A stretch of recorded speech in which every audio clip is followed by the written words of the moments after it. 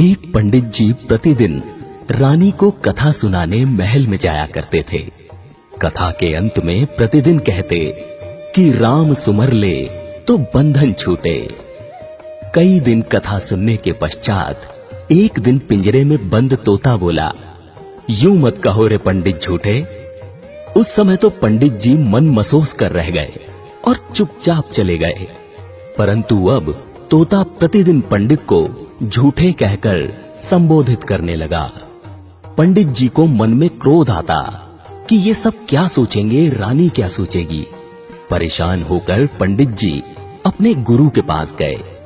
गुरु जी को सब हाल बताया। गुरु जी अगले दिन पंडित के साथ स्वयं कथा करने गए और एकांत में तोते के पास जाकर पूछा, तुम पंडित को झूठा क्यों कहते हो? तोते ने कहा, मैं पहले खुले आकाश में उड़ता था।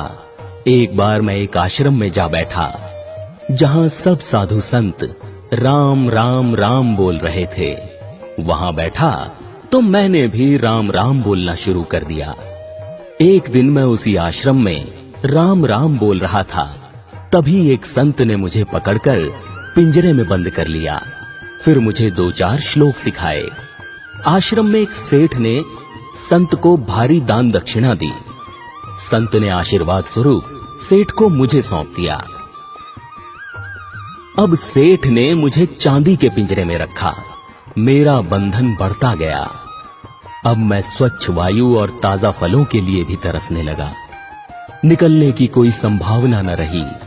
एक दिन उस सेठ ने राजा से अपना काम निकलवाने के लिए उपहार स्वरूप मुझे राजा को दे दिया। राजा ने खुशी खुशी मुझे ले लिया, क्योंकि मैं राम राम और श्लोक बोलता था। रानी धार्मिक प्रवृत्ति की है, तो राजा ने मुझे रानी को दे दिया। रानी ने सोने का पिंजरा बनवा दिया और खाने में हमेशा मेवे और अन्य कीमती भोज्य पदार्थ ही मिलते हैं। मिर्च खाना, पेड़ पर लटके फलों में चोंच मारकर स्वाद लेना तो मैं भूल ही गया हूँ।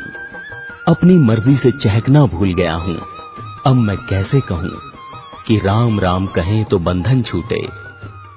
तोते ने गुरुजी से कहा, आप ही कोई युक्ति बताएं जिससे मेरा बंधन छूट जाए। गुरुजी बोले, आज तुम खाकर थोड़ी देर बाद चुपचाप पड़ जाओ, हिलना भी नहीं। हिलाया जाए तो भी मरणासन्न अवस्था में पड़े रहना। तोते ने ऐसा ही किया। रानी ने पिंजरा खोलकर खूब हिलाया डुलाया। थोड़ी देर बाद रानी ने सेवकों से कहा, ये तोता मर गया है, इसे बाग में गड्ढा खोदकर दबा दो। जैसे ही तोते को लेकर सेवक बाग में पहुंचे, तोता फुर्र से उड़ गया। तोता पिंजरे से निकलकर आकाश में उड़ते हुए बोलने लगा, गुरु मिले तो बंधन छूटे।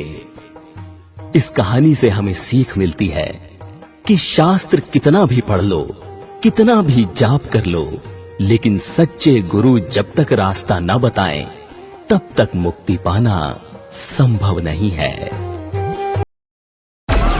डाउनलोड मौज।